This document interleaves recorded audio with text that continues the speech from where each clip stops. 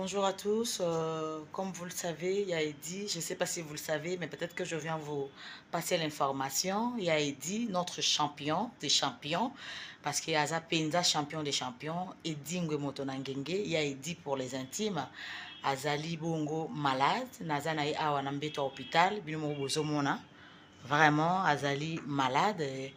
Azana besoin ya yo nanga pour na lisungi na ye, pour que santé na ye ezala vraiment ezonga normal parce que toza na bosenga ya Eddy a continuer kozala na biso sikoyo na pesi yo mbote ya Eddy. Bonjour. Mbote mama. Ozomiyoka boni sikoyo. Naza koyoka motema pasi. Nazobela cancer.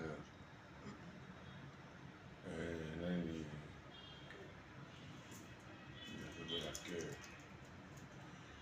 Alors moyen na bamingi etikana nalobaka kaka lokola fofa moto atindi yo ifana yoka oyo sikoyo koloba